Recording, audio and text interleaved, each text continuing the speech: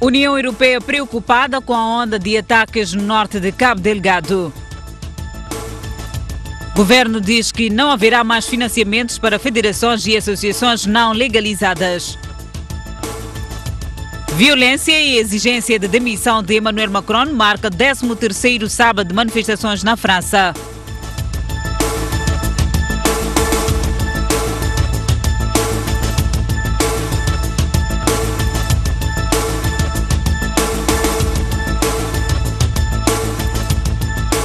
Ao Jornal da Noite, iniciou esta tarde a Cimeira da União Africana em Addis Abeba, na Etiópia. A Cimeira tem como tema central as migrações e visa harmonizar a atualização no tratamento de expatriados. A Cimeira do chefe de Estado e de Governo dos 53 países africanos iniciou com uma sessão restrita aos governantes e só de tarde é que decorreu a abertura oficial. O Presidente da República, Filipe Nyusi, participou da cerimônia a par de outros chefes de Estado, alguns dos quais recém-eleitos, como foi o caso de André Rajoelina, presidente de Madagascar. Mas tiveram igualmente alguns convidados, como o magnata Bill Gates, cuja fundação apoia o setor de saúde em vários países africanos, mas também o presidente da FIFA e o secretário-geral das Nações Unidas.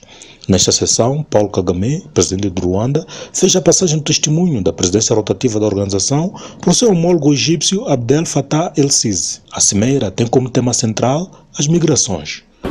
Os Estados precisam de lidar com estas matérias de forma consensualizada, sob pena de tratamentos não harmonizados provocar uma situação descontrolada do fluxo migratório a nível do continente. Moçambique é solidário, é signatário a todos os convênios à volta da migração. Como sabemos, em Nampula temos o centro de Maratane, que acolhe cidadãos que emigram e escolhem Moçambique como o país de permanência. Mesmo para evitar migrações forçadas, a União Africana adotou como agenda eliminar conflitos no continente até 2020. O compromisso está presente de todos os Estados de participar neste fenómeno. Situações já em que as coisas ficam fora do nosso controle. Por exemplo, no nosso país, na nossa região norte, temos a atuação de malfeitores. Estamos a lidar com o fenómeno, estamos a controlar o fenómeno e precisamos de continuar a aprofundar para saber a origem, a motivação e os objetivos que pretendem alcançar os malfeitores. Os trabalhos da 32ª Cimeira da OA continuam esta segunda-feira. A Embaixada de Moçambique na Etiópia e a comunidade moçambicana organizaram um jantar surpresa pela passagem dos 60 anos do Presidente da República, Filipe Nyusi. O mesmo contou com a presença dos presidentes de Ruanda e da União Africana, Botsuana e Quênia.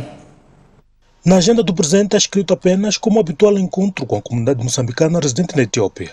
Mas, na verdade, o motivo era a celebração dos 60 anos de vida do Presidente Nyusi. O jantar contou com a presença dos presidentes Paul Kagame, do Ruanda, que também preside a União Africana, do Quênia, Uhuru Kenyatta, e do Botsuana, Mokwetsi Masisi. Na ocasião, houve corte de bolo, tendo o presidente convidado crianças residentes neste país para o acompanhar em representação de todos os petizes moçambicanos. Os mesmos, depois, ofereceram presentes ao chefe de Estado. Paul Kagame falou da amizade entre os dois presidentes. Told the one who carried the message that irrespective of the program, whatever is there, I will find space in between different things, and I have to be there even if it is 5 minutes. I can personally I can bear witness to the fact of how simple, humble, with a lot of humility, the President is gifted in that sense. Já Uhuru Kenyatta reafirmou sua amizade com o presidente moçambicano, que o tem como seu conselheiro. From the first time we met, we hit it off with my good friend. And it was like we have known each other for years, sharing a common vision for our countries, but also for the continent. O presidente do Botsuana diz ter conhecido o presidente Nyusi antes de ser eleito e já nessa altura diz ter ficado impressionado com a sua inteligência. He was on a familiarization tour because he was going to be president. And we were impressed that here comes a very young man and was, busy at work and with a very broad smile and friendliness. We thought, yes, we have a friend in this new leader of Frelimo. Filipinhos, por seu lado, agradeceu a surpresa e voltou a deixar claro que não quer festa pelos seus 60 anos. E quando saí de Maputo, tinha pensado que mais uma vez contornei uma festa. Dizia também um dos meus filhos hoje, pai, as pessoas não vão lhe perguntar por que vai trabalhar hoje quando você tem aniversário. Eu disse, como gestor, como governante, nunca dispensei nenhum trabalhador para ir ao aniversário. E por isso não estou dispensado. E eu fiquei com muito trabalho de pensar por que as pessoas estão mais preocupadas com 60 anos. O que devo fazer para marcar a diferença? Eu, ainda antes de ontem, respondi aproximadamente 60 perguntas que vinham das crianças de Moçambique, e não só crianças. Uma das perguntas, só para terem uma ideia, foi se o senhor presidente uma vez escreveu uma carta romântica de amor. E a minha resposta foi, escrevi muitas poesias, se calhar a minha querida Isaura foi a poesia que lhe comoveu, né? Falou ainda da amizade que tem com os 3 presidentes presentes neste jantar. São referências como pessoas, mas são referências também do trabalho que fazem para os vossos países, e isto interessa a mim e também interessa ao povo para quem contribui. O presidente de Angola, que também foi convidado por jantar, fez-se representar pelo ministro de Relações Exteriores, que também o representa na Cimeira da União Africana. A União Europeia manifesta preocupação com os ataques no norte de Cabo Delgado. A representação europeia em Maputo manifesta disponibilidade para apoiar o país no que for necessário para acabar com a violência em curso. Em entrevista exclusiva à STV, o representante da União Europeia em Moçambique falou de tudo um pouco. Das relações bilaterais à atualidade moçambicana, António Sánchez Benedito Gaspar traçou boas perspectivas, porém manifestou preocupação com a situação em Cabo Delgado. Muito preocupante. Partilhamos esta enorme preocupação do povo moçambicano. Eu gostaria também de aproveitar esta ocasião para expressar um sentimento de solidariedade. As notícias praticamente cada dia chegam notícias de crimes horríveis, com uma enorme crueldade, uma violência cega, indiscriminada, e portanto não podemos senão expressar ou manifestar o nosso apoio e a nossa solidariedade. E porque a situação precisa urgentemente ser estancada, a União Europeia manifesta a disponibilidade para toda a ajuda que o país precisar. Tem posto à disposição do governo a possibilidade de acompanhar ou apoiar um estudo aprofundado sobre as causas, as manifestações e possíveis respostas ao fenômeno da violência em Cabo Delgado.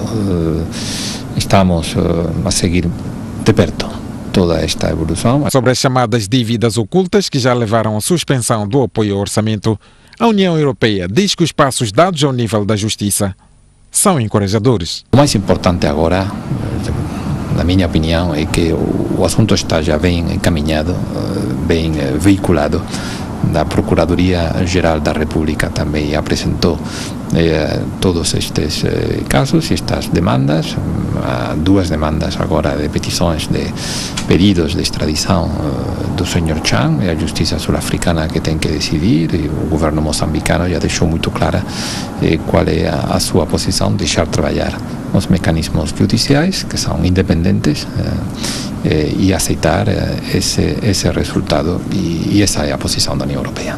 Sobre o apoio europeu ao orçamento moçambicano, Gaspar diz que é uma possibilidade, mas para já ainda não está em cima da mesa.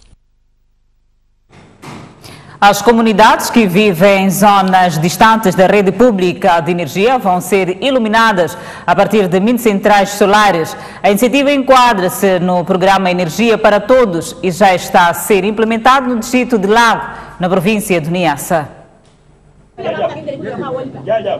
A casa simples, feita à base de tijolo queimado, alberga este agregado familiar composto por 8 pessoas. Os dias são iluminados pela luz do sol, mas quando a noite chega, os habitantes desta pacata aldeia dão-se conta que algo está em falta. Queremos energia. Quer energia para quê? Para iluminar dentro, quem vai ter televisor, vai assistir, quem não vai ter, só vai iluminar dentro. A empresa Eletricidade de Moçambique está a fazer chegar a corrente elétrica, cumprindo com a sua parte social. E enquanto o dia da luz não chega, existem alternativas para quebrar a rotina. A província do Niassa tem uma densidade populacional de 14 habitantes por quilômetro quadrado, por sinal a mais baixa entre as províncias nacionais. E um dos grandes problemas é a distância entre as comunidades, o que faz com que os custos para fazer chegar a energia elétrica sejam elevados. A partir daí surgiu um conceito, a produção de energia a partir de centrais solares como esta que estamos a ver aqui ao fundo.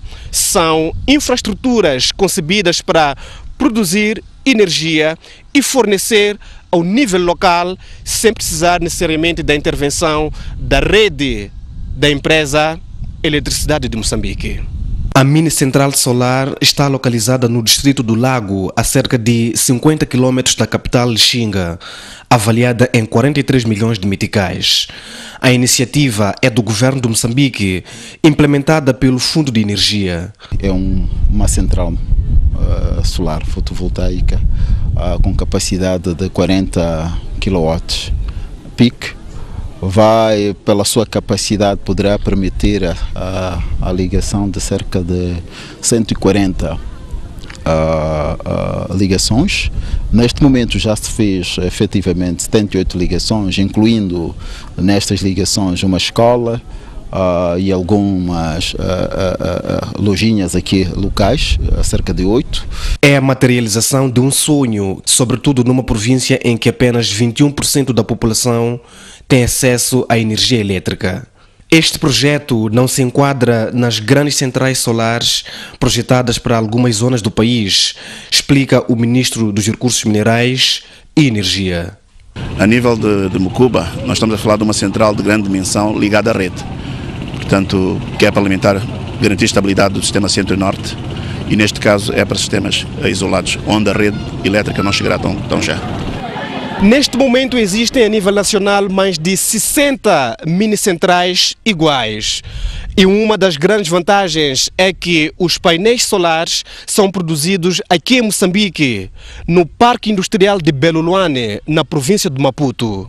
Célio Mugaveia e Ricardo Machava, STV. O povoado de Xuxa, no distrito de Matutuíne, acolheu este sábado o Festival do Canhum. Trata-se de um evento tradicional tido como um dos mais ricos e significativos de Matutuíne.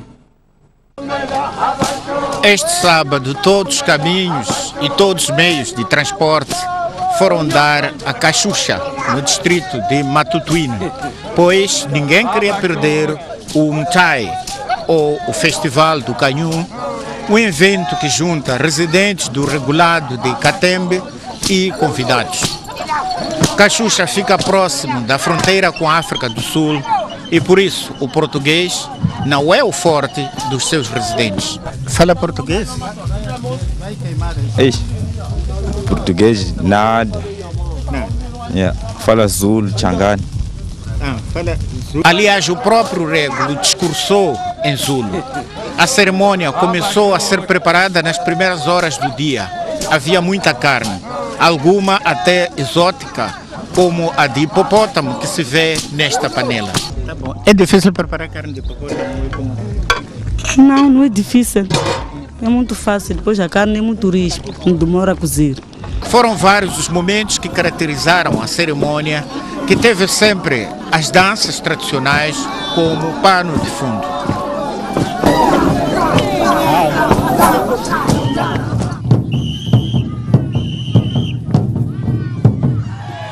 Entretanto, o momento mais aguardado foi o da chegada do Régulo Bernardo Tembe, acompanhado pelos guerreiros bailarinos e sob o ecoar de um poema de exaltação.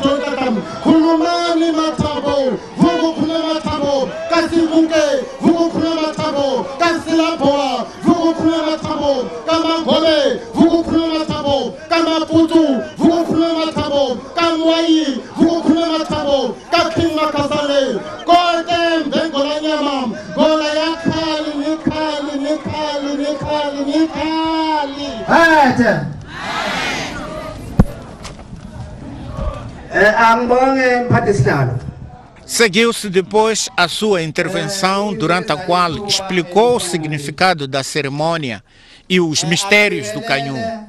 Disse, por exemplo, que era debaixo do canhoeiro onde são enterrados os reis, pelo que a venda do sumo da sua fruta consubstanciava um ato profano e que ninguém devia bater um canhoeiro sem a autorização do poder local. Falou depois o administrador do distrito, que defendeu a necessidade de se preservar uma das mais nobres e ricas tradições de Matutuine. Constitui uma marca de grande relevo no nosso distrito, considerando que o mesmo visa resgatar e imortalizar um dos mais ricos e valiosos hábitos e costumes do nosso distrito. Outro momento importante da cerimônia foi o da entrega do canhão ao régulo, que deve ser primeiro tomado pelos portadores para garantir que a bebida não representa risco algum para o chefe. Só daí este toma e declara a todos autorizados a fazer o mesmo.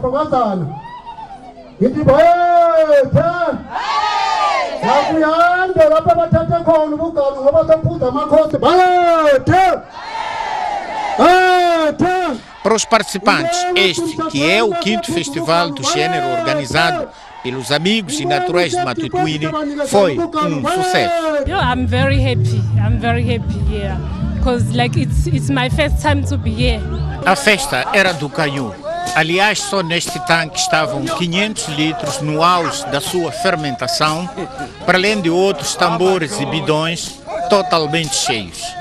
Ainda assim, houve quem preferiu tomar algo mais forte e acabou precisando mesmo de alguma ajuda policial para se retirar do local, de modo a que a cerimônia continuasse. O resto foi festa, bem à maneira africana.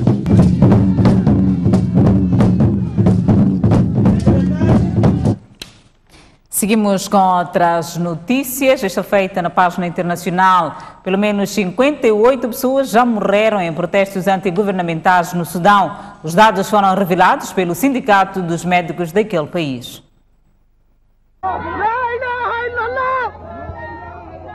Deteriora a situação dos direitos humanos no Sudão. Um novo balanço feito pelo Sindicato dos Médicos do Sudão dá conta que até agora pelo menos 57 pessoas morreram em protestos contra a permanência do presidente sudanês Omar al-Bashir no poder. Os médicos também contestam o uso excessivo de força de repressão por parte da polícia. Desde 19 de dezembro que milhares de sudaneses têm saído às ruas exigindo que al-Bashir deixe o poder, sob a acusação de ser incapaz de reavivar a economia do país. Mais de 800 pessoas foram presas, incluindo 28 médicos e mais um morto enquanto cuidava de protestantes feridos. Al-Bashir, com 30 anos no poder, nega deixar o cargo por meio de protestos.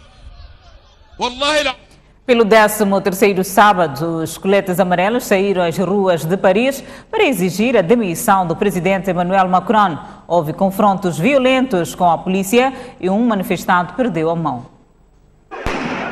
Os coletes amarelos são definitivamente renitentes. Este foi o 13º sábado que os manifestantes voltaram a encher as ruas de Paris para exigir que o presidente de França, Emmanuel Macron, deixe o poder sob a acusação de favorecer os ricos em detrimento dos pobres.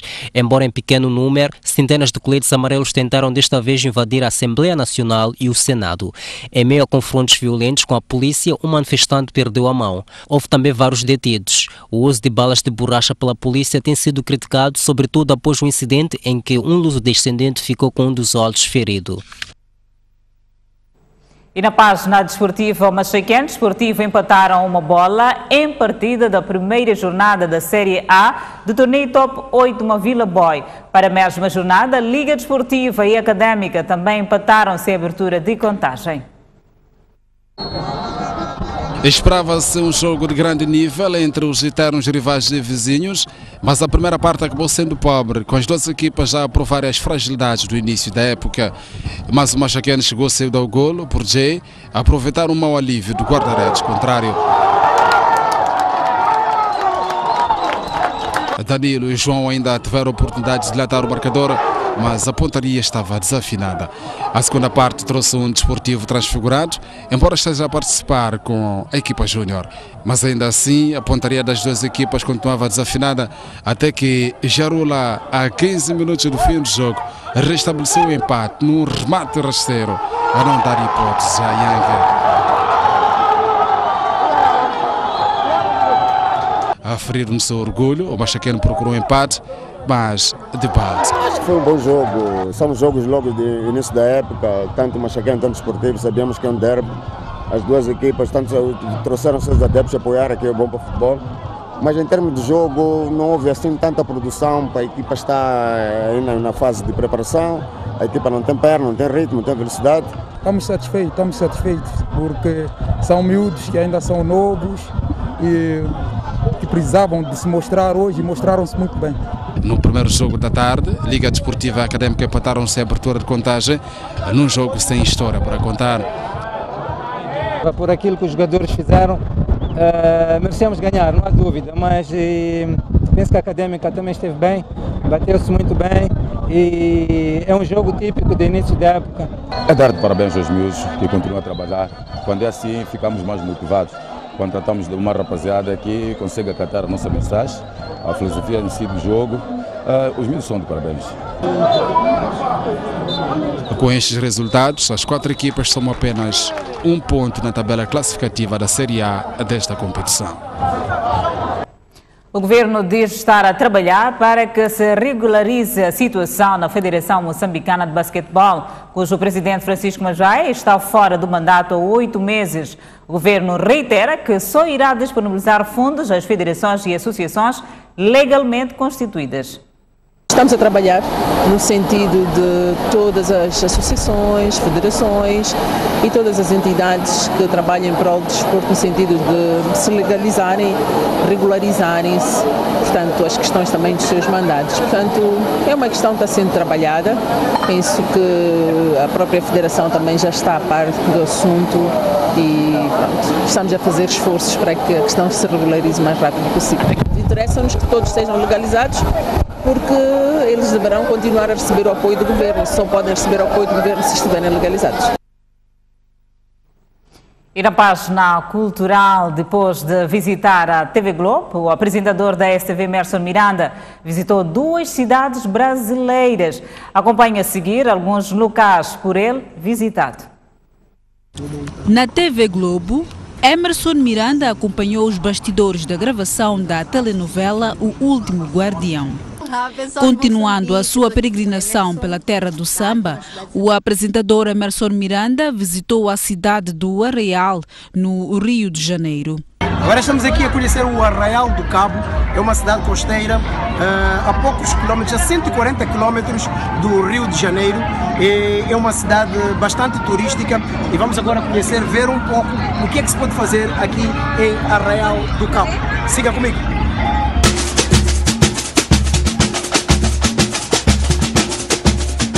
Um lugar onde convergem turistas nacionais e estrangeiros para desfrutar de ambientes que só este lugar pode proporcionar.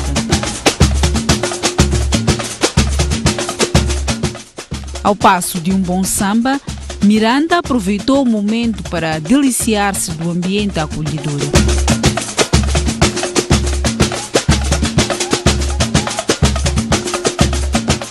A visita ao Brasil não terminou por aí. Sejam bem-vindos a Angra dos Reis. Angra dos Reis é uma cidade situada a 150 quilômetros ao sul do Rio de Janeiro. Esta cidade foi descoberta a 6 de janeiro de 1502. é conhecida como uma das mansões, assim é que é, uma das mansões das estrelas, das celebridades do showbiz brasileiro. Aqui, várias estrelas têm suas mansões e por isso mesmo Angra dos Reis é sim um destino a não perder. Veja só um bocadinho daquilo que nós vamos mostrar sobre Angra dos Reis.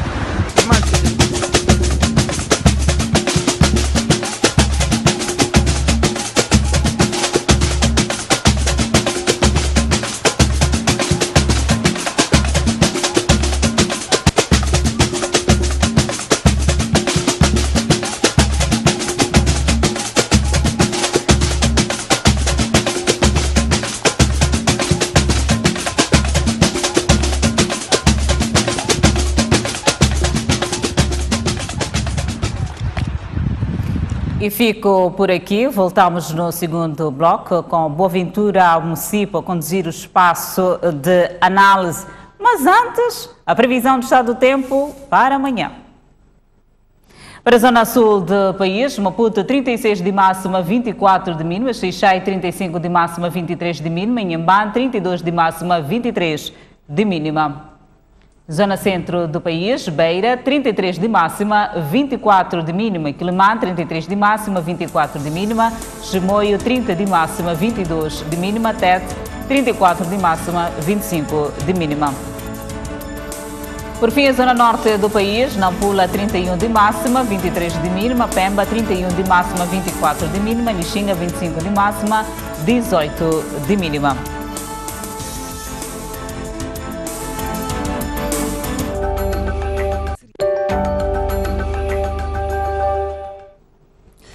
Muito boa noite, caro telespectador. Chumbo do Conselho Constitucional aos recursos do Governo e do MDM, a tomada de posse dos órgãos autárquicos, os desenvolvimentos do caso das dívidas ocultas e o despacho da abstenção da Procuradoria-Geral da República, que iliba antigos gestores do Moza Banco do crime de gestão danosa, são os 4 temas selecionados para o debate aqui no espaço de comentário no Jornal da Noite de domingo. Para fazer a discussão de hoje, conto, como sempre, com 2 convidados. Do meu lado direito, Tomás Vera Amaro, que é nosso comentador residente, e do meu lado esquerdo, Alberto Ferreira, que é comentador político. Boa noite aos dois e sejam bem-vindos a este espaço de discussão. Boa noite, obrigado. Tomás, começo por si e vamos mesmo pelo nosso primeiro ponto, que é o chumbo do Conselho Constitucional. De uma forma geral, já se sabe o que aconteceu. O Governo e o MDM tentaram evitar a tomada de posse de Manuel de Araújo, pedindo que o Conselho Constitucional alterasse o acórdão que proclamava Manuel de Araújo edil eleito do Conselho Autárquico de Quilimane. O Conselho Constitucional não deu provimento aos 2 recursos, lembrando, acima de tudo, que as suas decisões são irrecorríveis e de cumprimento obrigatório. A minha questão é, esses 2 recursos foram submetidos por 2 instituições importantes no funcionamento da nossa democracia. Em primeiro lugar está o MDM, que é a 3ª maior força política do país, com assento parlamentar. O segundo recurso é do Conselho de Ministros, sendo que neste caso foi representado pelo primeiro-ministro Carlos Agostinho de Rosário. A minha pergunta é se faz sentido que estas 2 instituições não saibam que os acordos do Conselho Constitucional não são passíveis de recurso, ou seja, não podem ser alterados. Bom, primeiro, boa noite. Eu penso que, antes de mais nada, temos que enaltecer o fato das instituições recorrerem ao Conselho Constitucional tão frequentemente quanto entendam. É muito importante que se esgotem todas as vias jurisdiconstitucionalmente permissíveis para que as questões, as contendas, sejam resolvidos em sede do Conselho Constitucional, que é este o órgão que tem este poder. Então, primeiro quero dizer que é positivo que as instituições recorram ao Conselho Constitucional e este delibere a tempo, como foi o caso. Agora, realmente, nós aqui já havíamos dito muito antes que sabe-se que as deliberações do Conselho Constitucional são irrecorríveis. Porém, quer o MDM, quer o Governo, criam que, tendo havido um facto superveniente, que foi o acordo do Tribunal Administrativo, este facto superveniente poderia obrigar a uma reabertura do acordo, uma deliberação do acordo. Ora, o Conselho Constitucional, assim como o Ministério Público, entenderam que não era o caso, portanto, a decisão era definitiva e, portanto, devia ser acatada. Eu, pessoalmente, não fiquei surpreendido, mas, assim mesmo, não achei mal que o Governo fosse para tirar dúvidas que as tivesse, assim como o MDM assim ficam dissipadas quaisquer dúvidas sobre se o acordo de trabalho administrativo poderia ser evocado como um fator superveniente que obrigasse o Conselho Constitucional a reabrir o processo. Ficou, digamos, limpa a dúvida se é que havia, quer do governo, quer dos partidos políticos. Acho que foi bom que assim correu. De qualquer forma, para Tomás, não era óbvio que aquilo que o MDM e o governo estavam a apresentar não tinha espaço para recurso? Eu penso que, já que eu havia dito que me parecia que não havia mais nada a fazer, porque o Conselho Constitucional havia deliberado, e mais, quando o candidato, agora presidente, Manuel Araújo candidatou, não era inelegível. Portanto, não se pode evocar factos supervenientes. Quando ele candidatou-se, não era inelegível, não havia ainda o acordo do Tribunal Administrativo. E, portanto, são factos que vêm muito depois do Conselho ter deliberado. Então, não se podia usar o princípio da retroatividade, que afinal não é aqui aplicável para este caso. Então, parecia que havia todos os elementos para esses pedidos serem, digamos, chumbados, como foram o caso. Muito bem. Professor Freire, tem a mesma ideia de que havia todos os elementos para estes dois recursos serem chumbados? Obviamente, deixa-me saudar aos telespectadores. Obviamente, eu começo por saudar vivamente, porque o fundamental é garantirmos a democracia e o Estado democrático, porque um país tem uma determinada missão e um objetivo para atingir, e a vida deve ser direcionada para atingir certos objetivos. E as leis existem para que esses objetivos se realizem. Não é primeiro o direito, depois segue a democracia, mas o primeiro, a democraticidade, e que as leis estão para justificar, salvaguardar todos os princípios e valores da democracia. Por isso, vou saudar vivamente a decisão do Conselho Constitucional em manter vivo o espírito da democracia moçambicana, antes de mais. A questão aqui vamos ver como desfecho de uma determinada novela que começou em 2018, a partir de agosto, nós sabemos disso, que o Conselho, portanto, de Ministros retira o mandato ao presidente do Conselho Autárquico de Quelimane, Manuel de Araújo, enquanto decorria o processo, não decorria, portanto, Manuel de Araújo recorre ao Tribunal Administrativo, enquanto decorria, e ele não era abrangido por nenhuma inelegibilidade, concorreu, ganhou, venceu, e nós vimos em novembro uma validação e proclamação dos resultados pelo Conselho Constitucional. Pelo Conselho Constitucional de todos os resultados das eleições autárquicas. E Manuel de Araújo foi, portanto, proclamado como presidente da autarquia de Quelimane. Acha que a partir daí já não havia mais nada a fazer? A partir dali, contudo, o Tribunal Administrativo, depois de Manuel de Araújo recorrer, portanto, ao Tribunal Administrativo, depois da decisão do Conselho de Ministros, o Tribunal achou improcedente o seu recurso.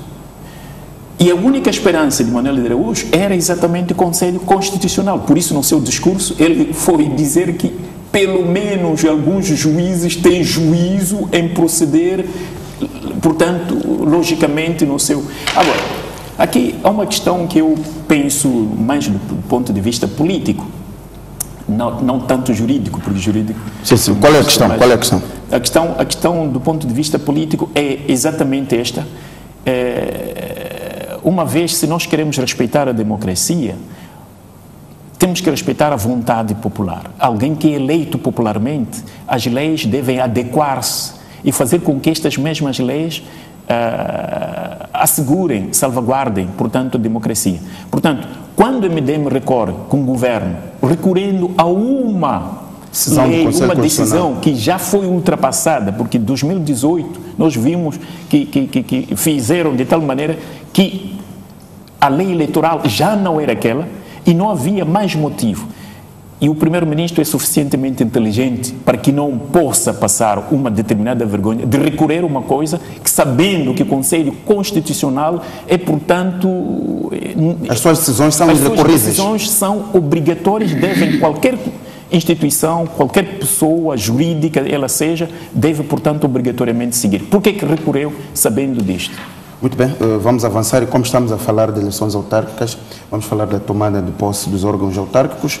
Tomás, o país tem desde quinta-feira um novo mapa autárquico, como já sabemos, a Frelimo à frente 43 autarquias, Renamo 8, o MDM 1. As autarquias são também o poder mais próximo do cidadão nas zonas urbanas, pelo que tem um papel determinante na qualidade das nossas vidas. A minha primeira pergunta é quais são as notas deste evento importante para o país que foram... Bom, sem dúvida que marca uma normalidade constitucional, uma normalidade da vida política nacional, em que há um período de eleições em que estas têm lugar, os órgãos eleitos tomam posse como fizeram. Aquilo que me parece que deve ser agora a expectativa é, uma vez que em quase todos os municípios as assembleias estão muito equilibradas, não há maiorias absolutas, quase nenhum município, é de esperar então que a qualidade do debate suba, de esperar que haja debates um pouco mais com substância, visto que quer o partido cujo candidato é presidente do município, quer os outros, estão em situação de equilíbrio. Isso me parece um bom início de um ciclo de debates em que esperamos haver qualidade, não haver imposição das maiorias, porque não é mais possível, por exemplo, uma tola, por exemplo, a Assembleia, a diferença de um lugar, 29 contra 30 ou contra 39. Então, mas isso repete em quase todo o país. Isso me parece um dado muito importante em termos de qualidade democrática que deve haver nos debates para as leis políticas dos municípios. O outro ponto que me parece importante é que a Renamo voltou, depois de 2003, voltou, e já que o referimos, teve uma votação expressiva na costa de Nampula. E, portanto, também é uma nova experiência. Da outra vez, em 99, salvo erro, em 2003, quando a Renamo ganhou municípios do norte do país, depois não os manteve nas eleições seguintes. Esperamos que tenha tido lições suficientes para melhorar a sua governação, assegurar que esses municípios, enfim, vejam uma diferença de governação a partir do seu partido.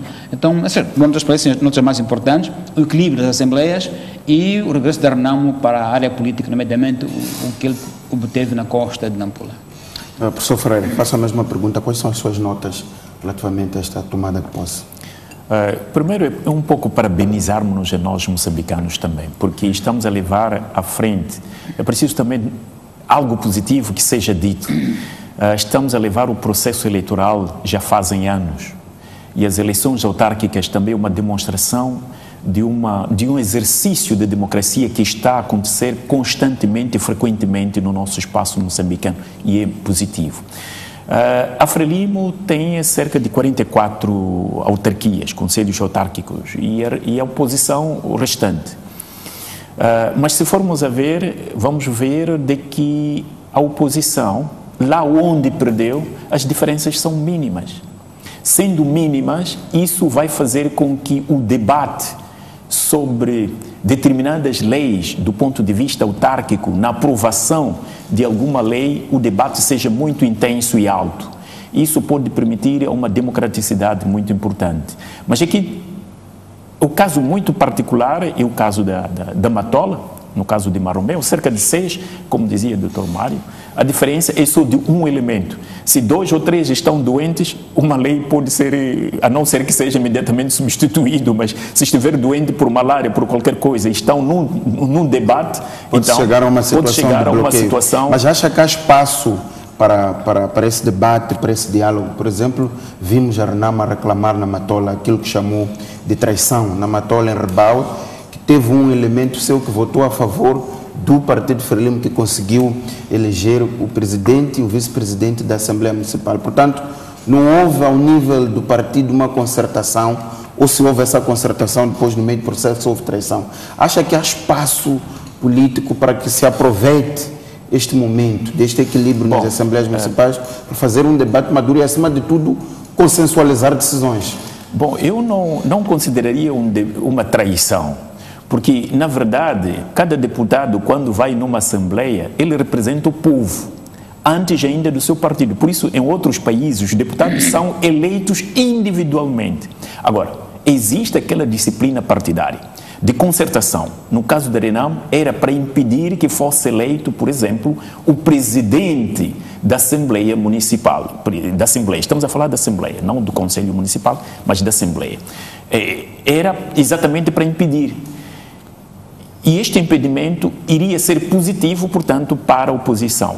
Algum membro da oposição, porque só a oposição, MDM e a Renam, juntos, portanto, superam a Frelimo. Isso significa que, mesmo nas próximas, se não conseguiram eleger o presidente, portanto, da Assembleia Municipal, em qualquer outra lei que eles vão, portanto, deliberar, eles podem voltar a unir-se. Agora, um dos membros pode achar que tal fulano não pode ser presidente da Assembleia Autárquica, ele, portanto, indicar ou negar o seu voto a uma pessoa. Isso também pode ser uma maturidade do ponto de vista político. Mas neste caso, o membro da Assembleia Municipal, pelo menos, não se identificou. Agora, por isso que a Renam ficou com aquela ideia de que foi traição. Normalmente as democracias têm diferentes modos de eleições. E a eleição, quando é por voto secreto, salvaguarda também, digamos, a integridade da pessoa, porque nós sabemos que as eleições aqui são uma luta em África, até pode sofrer qualquer atentado. Agora, que seja uma pessoa que não se expressou, o voto é secreto. A pessoa pode não dizer que tenha votado por um ou por outro. Portanto, eu não creio que seja uma imaturidade. Não é um mau sintoma para si. Mas é importante também que a própria oposição tenha objetivo. O que pretende a oposição de verdade? Porque, do outro lado, pode mostrar uma imaturidade da compra do voto. Isso é que é perigoso. Mas se alguém conscientemente e achou que o seu voto vai para uma pessoa e não para outra, este não é um problema. Mas é problema quando demonstra imaturidade de venda de voto ou por qualquer troca do ponto de vista. Isso ainda não se declarou, não se sabe efetivamente. Nós ouvimos, portanto, acusação por parte do António Muxang, mas isso também é questionável. Muito bem. Tomás, insisto na questão da capacidade existente entre os membros das Assembleias Municipais para que, de facto, haja esse diálogo e consensualizem-se decisões. Geralmente, o que temos acompanhado é que inicia, portanto, o mandato, o partido vencedor, mas com minoria, inicia negociações, consensualiza essa negociação, então faz, digamos, um mandato já confortável. O que vimos no caso da Matola não mostra isso. Mostra que a Frelimo avançou, mas não estava devidamente consertado, pelo menos ao nível público, isso não soube. A minha questão é, até que ponto é que não teremos bloqueios para aprovar várias iniciativas ao longo dos inúmeros municípios onde há este tipo de equilíbrio? Eu podia ler de duas maneiras. Primeiro ponto é que os partidos que estão ou no Parlamento ou Assembleias Municipais só serão relevantes se tiver um programa próprio, porque só assim poderão discutir com outra bancada. Se você está lá sentado e não tem perspectiva, não tem programa, não tem um objetivo, uma convicção do que pretende, você é vulnerável, portanto. Ou você fica a fazer fica-pé em como tudo que eu do outro lado eu não aprovo, não importa o que é, ou você fica vulnerável até a venda de consciência. Esse é um ponto, e é um ponto que pode muito bem acontecer. O segundo ponto que acho que não pode acontecer é que as Assembleias Municipais, se depois de um número de votações haver bloqueio, podem ser dissolvidas. Ora, aqueles membros das Assembleias Municipais não estão disponíveis para esse risco. Então vão evitar bloqueio para não correr o risco de... Mas por que não estão disponíveis para esse risco, Tomás? Porque dissolução da Assembleia quer dizer que você pode não voltar a ser membro da Assembleia nas eleições que forem convocadas, intercalares. E, portanto, não vejo que haja interesse de bloquear a ponto de convocar eleições antecipadas, porque é um risco de, ou quem está no poder, perder as eleições, ou mesmo alguns deputados, neste caso membros da Assembleia, não voltarem à Assembleia. Então, o bloqueio que possa levar à dissolução da Assembleia é muito pouco provável no nosso sistema, por causa da punição que existe de convocar eleições antecipadas, intercalares, no caso do bloqueio da Assembleia. Muito bem, vamos avançar e vamos falar dos desenvolvimentos relativamente às dívidas ocultas. Professor Ferreira, há aqui 3 pontos: a exoneração da vice-ministra da Economia e Finanças, há esta ideia de que a extradição será decidida pelo ministro da Justiça, que não é bem assim, vamos aproveitar aqui e esclarecer, e as palavras também da ex-primeira-ministra e ministra das Finanças, Luísa Diogo. Comecemos pela exoneração da vice-ministra da Economia e Finanças, e já várias vezes aqui também discutimos. Qual é o seu entendimento? Acha que foi o passo necessário face à situação em que se encontrava a vice-ministra? Bom, gostaria que fosse um passo. O Presidente da República, enquanto Presidente do Executivo do Governo, tem, portanto, a prerrogativa de nomear e exonerar quando necessário e achar, portanto, oportuno de o fazer. No caso concreto, temos que dizer com o filósofo Maquiavel, é que os presidentes, que são pessoas eleitas, eles vivem do parecer, do público, daquilo que é. Percepção. E, portanto, da percepção para merecer o voto, merecer a confiança. Portanto, pode não estar de acordo, mas deve agir tal qual como para, portanto, merecer o voto de alguém. Agora, no caso, muito concretamente da vice-ministra, que o seu nome, enquanto diretora nacional de Tesouro, e está envolvido no relatório da Kroll, está envolvido em todos os outros documentos, o Presidente teria achado por bem, porque este também é o ano eleitoral. Sendo o ano eleitoral, é óbvio que, portanto, ele possa agir deste modo. E penso que o Presidente Inhosse quer, digamos, entre aspas, distanciar-se de um acto. Esse pode ser o primeiro passo, não sabemos. Ou poderá ainda esperarmos que haja qualquer ação por parte da Procuradoria-Geral da República para que as instituições de justiça moçambicana deem algum passo que nunca deram efetivamente. Isso pode ser positivo. Agora, o que quer dizer, professor Ferreira? Quer dizer que esta exoneração pode ser o prenúncio de acontecimentos nos próximos dias, é isso? Prenúncio nos próximos dias, porque é uma pressão social também. Quer dizer, o povo moçambicano quer saber por que a Procuradoria-Geral da República, depois de 2015, 2016, 4 anos depois, não move uma palha. Agora, por causa dos americanos e por causa da detenção na África do Sul de Manuel Chang, começa a mover alguma palha. Talvez esta palha se mova sempre, porque estão em causa 17 arguidos, que de outra vez já discutimos aqui, e que esses deviam estar na barra, portanto, do tribunal. Este passo dado pelo Presidente da República é positivo, e vamos ver qual a positividade e a regularidade e a confiança que as nossas instituições podem dar. Portanto, o Presidente, do ponto de vista político, porque não é uma questão jurídica, o Presidente pode exonerar e nomear como queira. Manter. Não é uma questão jurídica. Pode manter. Mas a questão jurídica ainda está por vir. Esperemos que a Procuradoria-Geral da República possa agir contra, portanto, a própria vice-ministra. Mas também há uma questão que os americanos, ela como está na Kroll, e sendo vice-ministra, as suas viagens ao estrangeiro, até porque não sabemos se ela mesmo pode pedir ao Presidente da República a sua exoneração. Isso até é possível que isso peça, porque se ela vai ao exterior, nas condições em que ela se encontra, pode parar nas iguais situações de Manuel Chang de ser travada em qualquer aeroporto. Quer dizer, que aqui nós temos dirigentes que já não estão a viver à vontade por causa da questão portanto, de um mandado internacional que pesa sobre eles. Tomás, exoneração da vice-ministra da Economia e Finanças. Eu penso e esta ponte que o professor Ferreira tenta fazer e que eventualmente pode ser o prenúncio de que nos próximos dias vamos assistir a determinadas situações. Bom, pela evolução das coisas, também por coerência para conosco próprios, aqui neste programa, a exoneração veio naturalmente. A mim não me surpreendeu pela lógica das coisas. Aliás, há quem diga que até veio tarde, não é? Porque o nome da vice-ministra, já é ex-vice-ministra, vem sendo ventilado na comunicação social há bastante tempo. E, portanto, e se de facto ela é arguida, o termo arguida é um termo técnico muito forte, se de facto ela é arguida, como se diz, é uma incongruência que uma pessoa arguida faça parte do governo. Portanto, é algo estranho, é algo estranho. Portanto, me parece uma medida simplesmente natural e lógica que a senhora vice-ministra, agora ex-vice-ministra, seja exonerada, para até, como diz a própria PGR, podia, no lugar onde está, podia obstruir a investigação.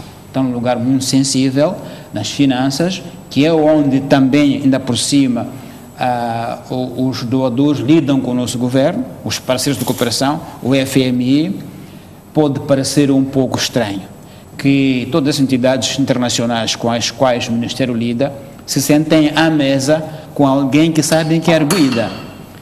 Pode questionar, mas qual é... Este governo é sério? Como é que manda à mesa negociar um assunto com alguém que é parte do problema? Portanto, ela já não tinha condições para se manter no governo. Políticas para se manter na função. Na minha opinião, porque de facto era complicado mantê-la lá a negociar sobre a dívida, da qual ela supõe-se que é parte do problema. Aliás, pelo relatório da Kroll, teve uma série de conflitos de interesse à volta dela como diretora nacional do Tesouro, que ficou diretora não executiva da Ematum, como membro do governo ao mesmo tempo. E um mês depois, ela mesma assinou as garantias de crédito suíço. Então, há uma série de assuntos ali que realmente colocavam a senhora em situação muito embaraçosa. Creio eu também colocava o governo em situação embaraçosa, a minha percepção. Muito bem, Tomás, já a questão da extradição, que de alguma forma ficou mal percebida ao nível da nossa opinião pública, a ideia de que a extradição será decidida pelo ministro da Justiça da África do Sul. No caso do governo sul-africano, quando no fundo trata-se de uma formalidade e não uma decisão. Se assim fosse, para que era o tribunal então? Porque tanto tempo no tribunal? Se era uma questão de clarificação, qual será aqui mais ou menos o papel quando se diz que o processo vai passar para as mãos? Se eu entendo bem, é uma medida política de promulgação, de que ele vai para ali ou vai para lá, numa decisão judicial. Uma decisão judicial está no tribunal, que é comunicada ao governo, que o governo, no fim do dia, promulga, de algum modo, a decisão do tribunal. Portanto, o processo não sai do tribunal. Aliás, não poderia sair mesmo do tribunal. O que pode acontecer, o que vai acontecer, suponho eu, é a tomada da decisão do tribunal, a sentença, a decisão final, ser levada ao governo para saber conhecimento do governo, o governo promulgar a decisão que for sair do tribunal. Portanto, não é que o ministro da Justiça sul-africano vai decidir a sorte do Mel Changa, não é assim. É uma mera formalidade. Sim. Vamos avançar, mas vamos às palavras de Luísa Diogo. Ela disse essencialmente que esta dívida é um fardo para Moçambique, nós não estamos em condições de apagar sozinhos, e se tentarmos o fazer sozinhos, vamos sucumbir. O nosso projeto de desenvolvimento vai sucumbir. Este é um post que a ex-primeira-ministra fez no Facebook e Tomás reagiu em força a dizer que esta dívida é ilegal. Bom, realmente, a doutora Luísa Diogo apareceu como cidadã, como outra qualquer, apareceu primeiro a sua opinião sobre esse assunto. Ela é livre de o fazer, de dar uma opinião. Aquilo que ela diz e que eu comungo é que realmente não é questão de somos ou não a propagar, é que não somos capazes de o fazer. Primeiro. Segundo, ainda que fôssemos capazes de o fazer, não devemos fazê-lo, porque a dívida não é contraída no nosso Estado. O Estado foi utilizado para a dívida ser contraída para o bem de pessoas individuais. Hoje em dia já se sabe mais ou menos confortavelmente o que é que se passou. Quando o Parlamento se reuniu aí em 2016, decidiu o que decidiu, talvez não havia muita informação. Hoje em dia há informação mais do que suficiente, que esclarece todo o processo. O que é que se passou, quem é que recebeu o dinheiro, mesmo em relação aos credores, como é que fizeram passar o dinheiro para pessoas indevidas. O Crédito Suíço agora diz que não, foi aldrabado, entre aspas, pelos seus funcionários. Não pode fugir assim, não é assim que se faz, não pode fazer assim. Portanto, hoje há uma informação muito completa que permite tomar uma posição. Sim, que dá ao nosso governo matérias para dizer o seguinte: esta dívida foi contraída contra o nosso Estado. Nós não sabíamos. Agora temos informação que vem de órgãos judiciais que nos dão um conforto de repudiar a dívida e dizer aos credores, por favor, procurem um dinheiro junto de quem vocês entregaram o dinheiro. Hoje acho que há documentos que nos podem dar essa força, dizer assim, estão aqui os documentos, não é mais especulação. Portanto, hoje há matéria para o Estado moçambicano pensar em repudiar a dívida, como antes talvez não houvesse. Muito bem, professor Ferreira, como é que lê as palavras, ou neste caso, aquilo que escreveu Luísa Diogo relativamente ao pagamento da dívida? Eu penso que é sensatez. Depois, também do ponto de vista moral, eu penso que agiu enquanto uma cidadã numa justa causa, diríamos assim, porque o que é que nos surpreende é a legalidade desta dívida, mas sobretudo é o facto de procurar a todo custo de hipotecar, Porque agora nós não estamos em condições de pagar. Por isso ela diz que se pagamos, já falimos. Mas o problema é de pensarmos no gás de Pemba, que antes ainda de começar a ser produzido. Então, o que o governo do dia está a pensar? Hipotecar o futuro de todos os moçambicanos para pagar uma dívida de cujo destino, documentos, todos sabemos como foi todo o processo. Está a falar daquela ideia de hipotecar 5% de das receitas do gás para o pagamento da dívida. Já não é ideia, não é ideia, é decisão. Já é decisão, sim, senhor. Já não é uma ideia. Portanto, a Luísa Diogo, quando diz claramente, não só procura distanciar-se de um ato que surpreendentemente, e surpreendeu também a todo o povo moçambicano, que a Assembleia da República possa aprovar a legalizar, a bancada parlamentar da Frelimo legalizou, e nós não sabemos, nem temos uma explicação. Por isso, as pessoas e a sociedade civil hoje está a lamentar-se e reclamar que ninguém deve pagar estas dívidas. E com justa causa, nós sabemos, e é racional que ninguém possa pagar. E o governo deve ouvir, porque esta voz pode depois afirmar-se, portanto, na votação ou este é o ano eleitoral. O governo deve acatar e deve também fazer pelo menos a vontade do povo, não a vontade de defender-se, de arranjar, fazer tudo aquilo que possa para que as pessoas paguem a dívida. Na verdade, os pronunciamentos da Luísa Diogo são sensatos. Isso quer dizer que o povo moçambicano, eu apelo também ao governo, que não pode ainda orientar-se na linha de pagamento da dívida, tanto menos hipotecar, porque isso é possível anular. Mesmo diante dos credores, é possível ir e dizer aos credores que nós não temos dinheiro, nós não usamos dinheiro, as empresas privadas, portanto, devem ser, exato, há elementos para responsabilizar as próprias empresas e, neste momento, todos sabem onde estão, pelo menos onde estão o dinheiro que não estão em Moçambique. Devem ir para lá recuperar o que é deles. Muito bem, vamos para o nosso último ponto, que é esta decisão da Procuradoria-Geral da República, que liba os antigos gestores do Mozabanco. Uma pequena retrospectiva. Tomás, a Procuradoria absteve-se de acusar os antigos gestores do Mozabanco do crime de administração danosa, pelo qual foram denunciados pelo Banco de Moçambique e incorriam uma pena de prisão entre 2 a 8 anos. Lembre-se que o Mozabanco foi intervencionado pelo Banco Central em 2017 por insustentabilidade financeira e risco sistêmico. A Procuradoria diz que não há elementos que provem que os antigos gestores do Mozabanco sejam culpados pela crise a que a instituição financeira chegou. E acompanhamos também recentemente que o Banco Central multou um conjunto de gestores ou antigos gestores do nosso banco, mas esses gestores vieram a público a dizer que foram multados num período em que eles nem sequer estavam nesse banco. Comecemos pelos antigos gestores do Mozabanco. Tomás, como é que vê esta posição da Procuradoria? É um processo normal num Estado em que a lei é respeitada, as instituições são consultadas.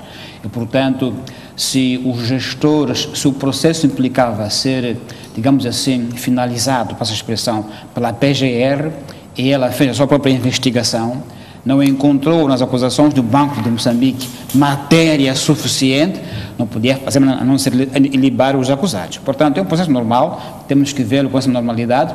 Agora, pode ser que as pessoas que antes eram acusadas, portanto, viram o seu bom nome manchado, pode ser que elas depois recorram ao banco para repor a sua dignidade, a sua honra, em outro processo. Pode alegar difamação, pode alegar a afetação à sua credibilidade, à sua imagem, à reputação pública. Isso é outro processo. De qualquer modo, eu não acho isso nada de extraordinário. Acho que é assim mesmo que devem as coisas ocorrerem. As instâncias às quais se recorre devem fazer a investigação por sua vez. Se não encontra a matéria que a acusação trouxe suficientemente forte para confirmar, anulem e libem os acusados. Acho normal, acho que é assim mesmo que se deve fazer. Agora, pode ser que o banco recorra também. Pode ser que recorra ainda, a dizer que não, nós temos elementos, se a lei permitir, pode acontecer isso, que o banco recorra da decisão da PGR e diga não, nós pedimos que reverifiquem porque temos elementos mais confirmativos da nossa acusação. Pode acontecer, então tudo ainda está a correr. Está em aberto. Está em aberto. O caso das multas, Tomás. Bom, é preciso ver em que é que o banco se baseou para atribuir essas multas, porque as pessoas multadas dizem que os factos de que são acusados ocorreram quando já não eram gestores. Mas pode ser que ainda assim tiveram influência na decisão tomada. Isto do tempo não é linear assim.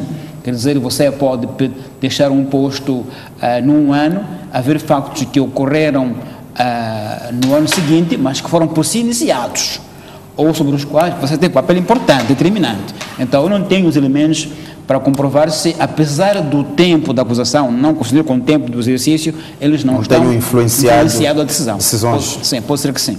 Professor Freire, qual é o seu ponto de vista relativamente a estas duas linhas? Comecemos pelos antigos gestores de Moçambique que foram ilibados para produzirmos as coimas. Bom, do ponto de vista de economia bancária, é muito difícil que eu faça alguma análise sobre este ponto em concreto. Mas a verdade é que se não existe matéria, por mais que estejamos já viciados da nossa Procuradoria-Geral da República, por mais possa seguir num curso normal do seu exercício, portanto de verificação de qualquer acusação, estejamos assim viciados, temos que dar o crédito mínimo desta instituição de fazer com que qualquer processo corra normalmente. Este processo não está em si mesmo fechado, ainda está aberto e que pode ainda recorrer. E do outro lado também os acusados, como dizia o Dr. Mário, eles podem, portanto, recorrer e para que seja reposto o seu bom nome depois de uma acusação, depois de mídias, portanto, veicular os seus próprios nomes por uma gestão danosa. Ainda está aberto, vamos ver, talvez nos próximos momentos tenhamos alguma palavra mais correta sobre a questão bancária e depois é preciso ver que a nossa economia não pode sustentar tantos bancos que estão aqui. Isso é um caso concreto. Nós temos pouco dinheiro a circular, mas começamos a ver uma expansão de bancos. Mesmo Angola agora está a começar a fechar os bancos. Por que nós temos tantos bancos? Acha mesmo que temos bancos a mais? Temos bancos a mais. E, portanto, o governador Zandamela, de facto, quando chegou, quis impor no sentido bom do termo, as regras de jogo. Regras de jogo e política bancária no sentido de como regulamentar o funcionamento correto dos bancos. Portanto, qualquer coisa, os bancos, numa economia tão fraca como a nossa, é fácil de falir. Não quero dizer imediatamente uma gestão danosa. É um percurso normal. Hoje, de 2015 para aqui, quantas empresas faliram? São cerca de 4.000 empresas. Quantas pessoas já perderam emprego? E a falta de todo este processo, estamos a falar de uma crise econômica que estamos a viver desde 2015. O dólar que era 30, agora está a 65. Quer dizer que a vida não é a mesma. O poder de compra não é o mesmo. Quer dizer, a circulação monetária não é a mesma. Portanto, até poderemos ver alguns outros bancos que não são consistentes ainda falirem. Portanto, este é o percurso normal da falência dos bancos, não por causa da gestão imediatamente danosa. Houve uma conjuntura, é uma conjuntura internacional e interna que conduziu a esta situação. Exato. Muito obrigado aos dois por estarem aqui hoje, a ajudarem-nos a discutir estes temas, Alberto Ferreira e Tomás Vera Amaro. Caro espectador, este espaço comentário termina por aqui. Até o próximo domingo.